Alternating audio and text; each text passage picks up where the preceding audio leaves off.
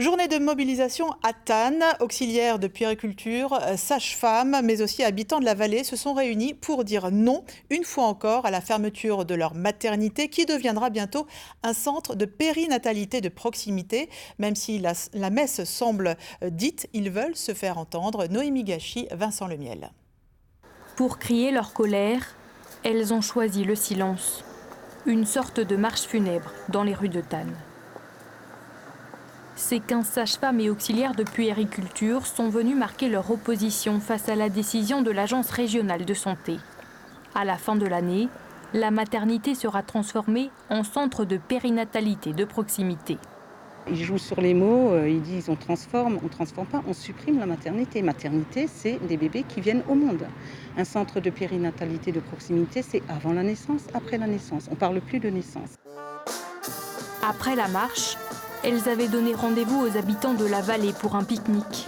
Un ultime acte de résistance, l'occasion aussi d'évoquer quelques souvenirs.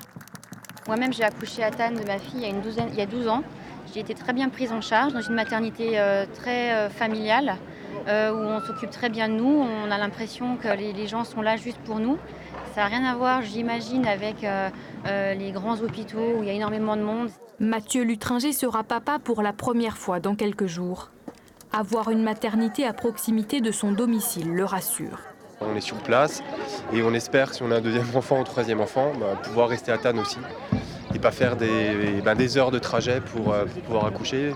Voilà, aussi dans un souci de sécurité. Tous ici ont l'impression d'avoir été trahis. Nous avions accepté de nous grouper avec le groupement hospitalier et nous avions eu un engagement formel de maintenir les urgences, de maintenir la chirurgie, de maintenir la maternité. Et 4 ans plus tard, on se retrouve dépouillé de tout pour des raisons financières. Le mouvement a touché une vingtaine d'autres villes en France, mobilisées pour défendre les hôpitaux de proximité.